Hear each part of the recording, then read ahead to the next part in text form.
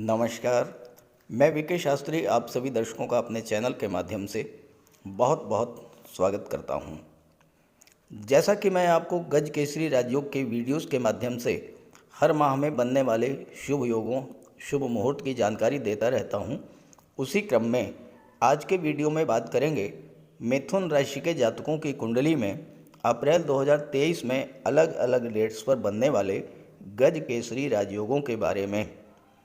मैं आपको ये भी बताऊंगा कि ये राजयोग आपकी कुंडली में किन किन डेट्स पर और किन किन भाव में बन रहा है, ताकि आप उसी के अनुसार अपनी प्लानिंग कर सकें। गज केसरी राजयोग देवगुरु और चंद्रमा की युति बनने से या चंद्रमा पर देवगुरु की दृष्टि पड़ने से बनता है। इसके अलावा चंद्रमा पर बुध और शुक्र की दृष्टि पड़ने से भी ये राजयोग कुंडली में बनता है। ये राजयोग अत्यंत श्रेष्ठ राजयोग है और अगर किसी भी जातक की जन्म कुंडली में बन जाए तो उसे धन संपदा, संतान सुख, स्त्री सुख, माता पिता, भाई बहनों का सुख, मान सम्मान, यश, कीर्ति, ये सब कुछ जीवन भर मिलता रहता है। जहाँ तक गोचर की बात है तो गोचर कुंडली में हर व्यक्ति की कुंडली में हर महीने कुछ विशेष तिथियों पर यह राजयोग बनता है, लेकिन आपको इसकी जानकारी नहीं होती, इसलिए आप इसका लाभ नहीं ले पाते। वीडियो के थंबनेल में डबल गज केसरी राजयोग इसलिए लिखा है क्योंकि अप्रैल में ये राजयोग देवगुरु के अलावा शुक्र के द्वारा भी बनाया जाएगा। बहुत से दर्शकों ने कमेंट किया है कि मात्र 54 घंटे, मात्र 2.25 दिन के लिए ये राजयोग बनता है, तो इससे क्या होगा। मैं आपको बता दूं कि किसी भी राजयोग का लाभ 2 दिन तो क्या 2 घंटे में मिल जाता है, अगर आपकी जन्म कुंडली में राजयोग बनाने वाला ग्रह मजबूत स्थिति में हो या आपके जीवन में उस ग्रह की महादशा या अंतर्दशा गतिमान हो। ये राजयोग इतना श्रेष्ठ होता है कि इस राजयोग के दौरान किसी भी शुभ कार्य की शुरुआत की जाए, जैसे आपको कोई प्रॉपर्टी खरीदने हो, शेयर या गोल्ड में निवेश करना हो, मकान बनवाना हो, वाहन खरीदना हो, किसी जॉब के लिए अप्लाई करना हो, किसी सरकारी योजना से लाभ के लिए आवेदन करना हो, कोई गवर्नमेंट कॉन्ट्रैक्ट लेना हो, किसी गवर्नमेंट प्रोजेक्ट से जुड़ना हो, शादी ब्याह के रिश्ते तय करने हो, विदेश जाना हो, नए व्यापार व्यवसाय की शुरुआत करनी हो, यात्रा देशाटन पर जाना हो, कोई धार्मिक या मांगलिक आयोजन करना हो या इस तरह का कोई अन्य कार्य, अगर आप इस राजयोग के दौरान उस कार्य की शुरुआत करते हैं तो उसमें सफलता और लाभ के प्रबल योग बनते हैं। इसी उद्देश्य से ये वीडियो अपलोड कर रहा हूँ, ताकि आपको शुभ समय की, शुभ मुहूर्त की जानकारी हो सके, आप शुभ समय पर अपने कार्यों की शुरुआत करें और उसका पूरा लाभ प्राप्त करें। ये विश्लेषण आपकी चंद्र राशि के आधार पर किया जा रहा है और वीडियो के अंत में मैं आपको देवगुरु बृहस्पति के उपाय भी बताऊंगा। दूसरी बात, कमेंट बॉक्स में किसी भी अनजान व्यक्ति के द्वारा दिए गए नंबर पर भूल करके भी कांटेक्ट मत कीजिएगा, आपके साथ फ्रॉड हो सकता है। तो यह है मिथुन राशि के जातकों की कुंडली।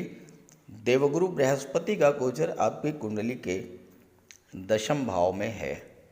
अप्रैल का महीना आपके लिए अत्यंत शुभ फल प्रदान करने वाला होगा, क्योंकि महीने की शुरुआत ही गज केसरी राजयोग से हो रही है।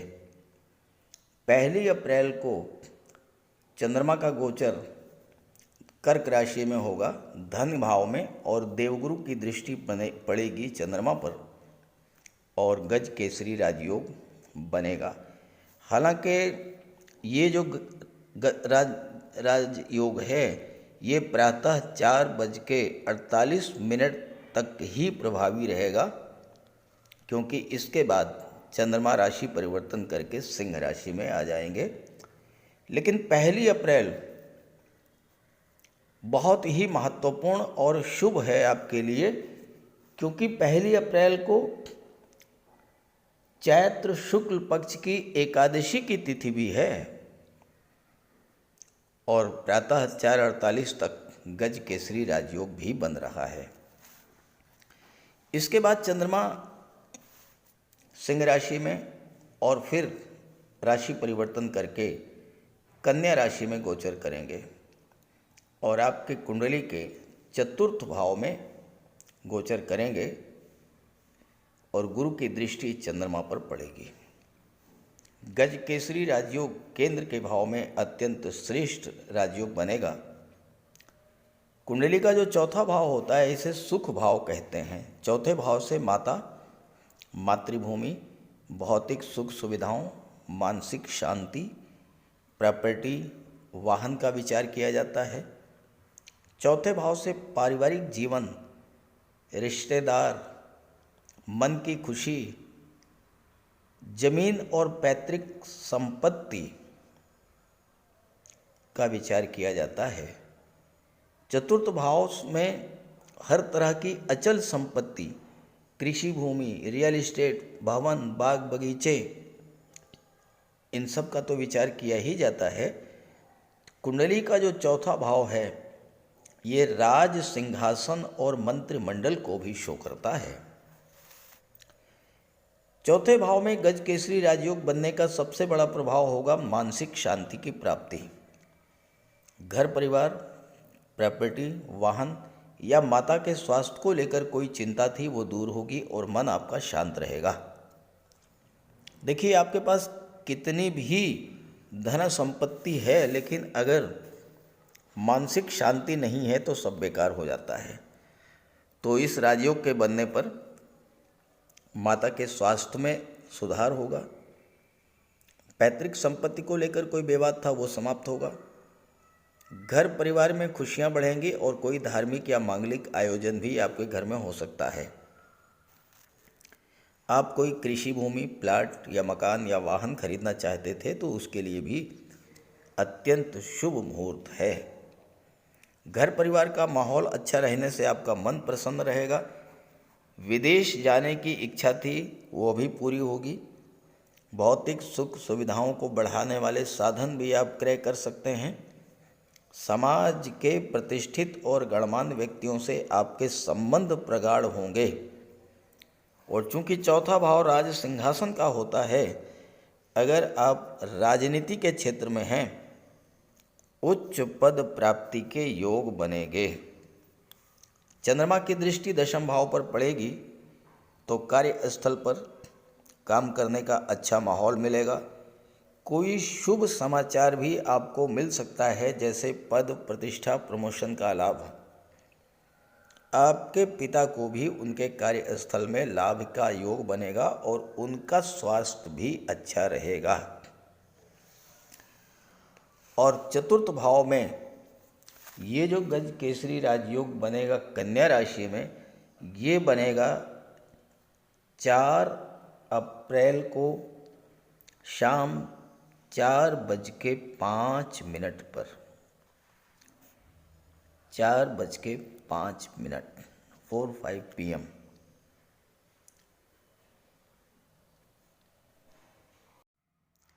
चंद्रमा 2.25 दिन के बाद राशि परिवर्तन करके पंचम भाव में आ जाएंगे और उसके अगले 2.25 दिन के बाद वृश्चिक राशि में गोचर करेंगे कुंडली के छठे भाव में और देवगुरु की दृष्टि चंद्रमा पर पड़ेगी। हालांकि छठे भाव में गज केसरी राजयोग बहुत ज़्यादा प्रभावी नहीं होता है, लेकिन यहाँ पर डबल गज केसरी राजयोग बनेगा, गुरु के द्वारा भी और शुक्र के द्वारा भी। और शुक्र यहाँ पर 12वें भाव में अति विशिष्ट कारक होते हैं, अपनी ही राशि में गोचर कर रहे हैं।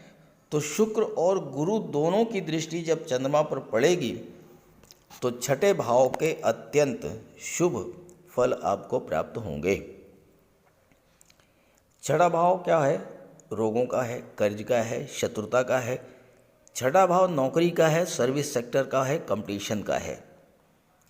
तो आपको स्वास्थ्य में सुधार देखने को मिलेगा। अगर अभी तक आपके चक्कर अस्पताल के लग रहे थे तो उन चक्करों से आपको मुक्ति मिलेगी। आप अस्पताल से रोग मुक्त होकर के बाहर आ जाएंगे। चंद्रमा अत्यंत शुभ सौम्य ग्रह हैं और छठे भाव में गज केसरी राजयोग के प्रभाव से आपका मन शांत रहेगा, मानसिक शांति मिलने से आप अपने भविष्य को लेकर जो प्लानिंग कर रहे थे उसी को लेकर आगे बढ़ेंगे। किसी प्रतियोगी परीक्षा का परिणाम आपके पक्ष में आ सकता है या फिर आप प्रतियोगी परीक्षाओं को क्रैक करने की दिशा में नई सोच के साथ आगे बढ़ेंगे। ननिहाल पक्ष का भी सहयोग आपको प्राप्त होगा और उनके सहयोग से आप अपना कर्ज उतार सकते हैं या फिर विदेशों से आपको इतना पैसा मिलेगा कि आप अपना कर्ज उतार देंगे। और साथ ही साथ अगर आप व्यापार व्यवसाय को बढ़ाने के लिए लोन लेना चाहते हैं तो वहाँ भी आपको सफलता मिलेगी। छठा भाव सर्विस सेक्टर का होता है। आप छठे भाव की चीज़ों से जुड़कर कोई नया कार्य व्यवसाय करना चाहते हैं तो शुरू कर सकते हैं, जैसे वकालत का कार्य, कंसल्टेंट का कार्य, मेडिकल का कार्य, पैथोलॉजी का कार्य या सोशल सर्विस का कार्य, राजनीति से जुड़ने का कार्य। चंद्रमा की दृष्टि 12वें भाव पर पड़ेगी। 12वें भाव में शुक्र का गोचर है।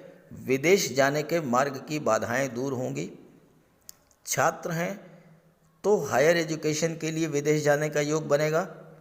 आपको कोई छात्रवृत्ति या फाइनेंशियल एड भी मिल सकती है और आपके घर पर कोई धार्मिक या मांगलिक आयोजन भी हो सकता है। और ये जो राजयोग आपकी कुंडली के छठे भाव में बनेगा, ये बनेगा 9 अप्रैल को। 9 अप्रैल को प्रातः 8:02 पर 9 और 10 दोनों ही तिथियों में ये राजयोग आपकी कुंडली में प्रभावी रहेगा। जैसा कि आप जानते हैं कि चंद्रमा 28 दिन में सभी 12 राशियों में गोचर करते हैं, तो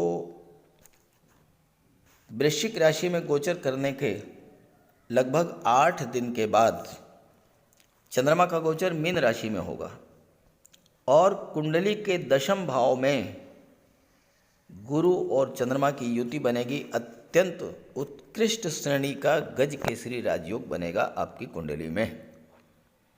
10वां भाव कर्म का भाव होता है। आपका कैरियर, आपका स्टेटस, आपकी उपलब्धियां, आपकी प्रतिष्ठा, मान सम्मान, आपकी विश्वसनीयता और आपकी महत्वाकांक्षा, आपकी व्यावसायिक सफलता, आजीविका, सरकार से सम्मान और कैरियर स्टेबिलिटी, इन चीज़ों को दशम भाव से देखा जाता है।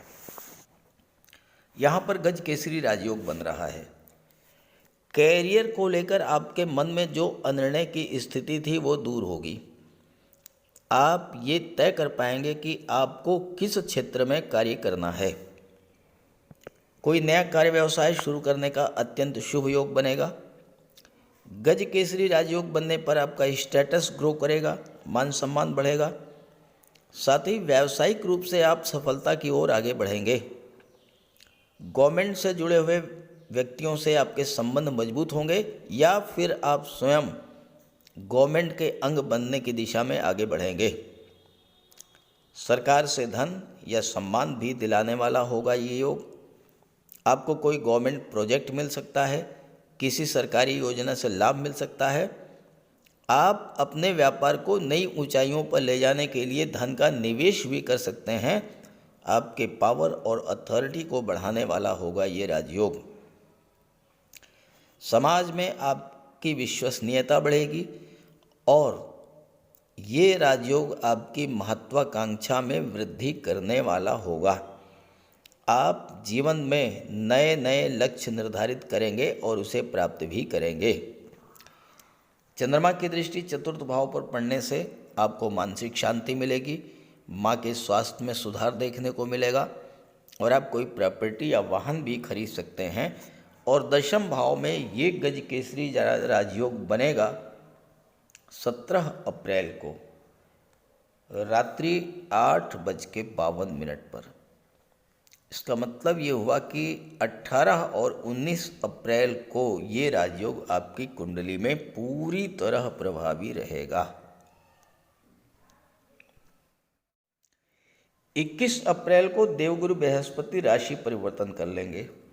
राशि परिवर्तन करके कुंडली के लाभ के भाव में एकादश भाव में गोचर करेंगे और चंद्रमा भी राशि परिवर्तन करके सिंह राशि में आ जाएंगे कुंडली के पराक्रम भाव में। अब यहाँ पर देवगुरु की पंचम दृष्टि चंद्रमा पर पड़ेगी और गज केसरी राजयोग एक बार फिर से बनेगा। तीसरा भाव आपके पराक्रम पुरुषार्थ को शो करता है, tour and travel, online activities, marketing और छोटे भाई बहनों को शो करता है तीसरा भाव। तीसरे भाव में गज केसरी राजयोग बनने पर आप नए उत्साह के साथ अपने कार्यों की शुरुआत करेंगे। काम में मन लगेगा, कार्यों को लेकर जो अनिर्णय की स्थिति थी वो दूर होगी। आप ये तय कर पाएंगे कि आपको कौन सा काम करना है और किस क्षेत्र में जाना चाहिए। भाई बहनों से संबंधों में सुधार आएगा और आपको उनका सहयोग भी प्राप्त होगा। आप अपने भाई बहनों के लिए कुछ करने की सोच रहे थे वो कर सकते हैं। किसी छोटी मोटी यात्रा का भी योग बनेगा। ऑनलाइन बिजनेस या ऑनलाइन प्लेटफॉर्म या सोशल मीडिया से जुड़कर कोई काम शुरू कर सकते हैं। टूर एंड ट्रेवल या मार्केटिंग के क्षेत्र में आप अपने लिए नए अवसर तलाश करेंगे। इस समय नए नए आइडियाज़ आपके मन में आएंगे। कोई नई शुरुआत, नया इनोवेशन आप कर सकते हैं। चंद्रमा की दृष्टि भाग्य के भाव पर पड़ेगी तो इस समय आपका भाग्य भी आपका साथ देगा। अपने पिता या गुरु से मार्गदर्शन और उनका आशीर्वाद प्राप्त कर आप जीवन में आगे बढ़ेंगे। तीर्थ यात्रा, देवदर्शन की इच्छा थी वो भी पूरी होगी। उच्च शिक्षा के लिए विदेश जा सकते हैं या किसी अच्छे इंस्टीट्यूट में शिक्षा प्राप्त करने का अवसर भी आपको मिल सकता है। और ये जो राजयोग कुंडली के पराक्रम भाव में बन रहा है ये बनेगा 29 अप्रैल को बाद दोपहर 12:47 पर 12:47 PM। तो अप्रैल माह की गज केसरी राजयोग की जो डेट्स मैंने बताई हैं, आप इन डेट्स पर कुछ नया अच्छी शुभ कार्य की शुरुआत करें और आप रिज़ल्ट देखें, बहुत अच्छा रिज़ल्ट आएगा। लेकिन ज़्यादा से ज़्यादा आपको लाभ हो इसके लिए देवगुरु बृहस्पति का उपाय जरूर कीजिएगा। बात करते हैं उपायों पर।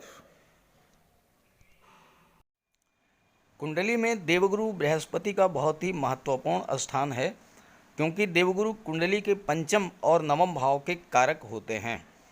पंचम भाव से संतान का विचार किया जाता है, शिक्षा का विचार किया जाता है और नवम भाव से भाग्य का विचार किया जाता है। गुरु ग्रह भाग्य के लिए जिम्मेदार माने जाते हैं और किसी भी कार्य की सफलता के लिए देवगुरु का मजबूत होना बहुत ज़रूरी है। जब कुंडली में देवगुरु मजबूत होते हैं तो भाग्य का साथ मिलता है। जिस काम में हाथ डालते हैं वो सफल होता है। विवाह समय से होता है, शिक्षा अच्छी मिलती है, गुरु की कृपा रहती है, धन की प्राप्ति होती है। तो देवगुरु के लिए कुछ उपाय बताने जा रहा हूँ, उपाय ज़रूर कीजिएगा। अगर आपकी जन्म कुंडली में गुरु कमज़ोर स्थिति में है तो आपको गुरुवार का व्रत करना चाहिए। स्नान करते समय जल में आधा चम्मच हल्दी डालकर स्नान करें। स्नान के बाद पीले रंग के वस्त्र धारण करें और साथ ही साथ केसर या हल्दी का तिलक लगाएं और गुरुवार के दिन भगवान विष्णु की उपासना करें। घर में केले का एक वृक्ष लगा लें, उसकी पूजा करें, उसकी सेवा करें। भोजन में चने के बेसन, चीनी और घी से बने लड्डू का सेवन करें और अपनी क्षमता के अनुसार पीले वस्त्र, हल्दी, शहद, धार्मिक पुस्तकें, इन सब का दान कर सकते हैं। अगर गुरु ग्रह कमज़ोर है तो पुखराज धारण करें, लेकिन इसके लिए किसी योग्य ज्योतिषी की सलाह ले लें।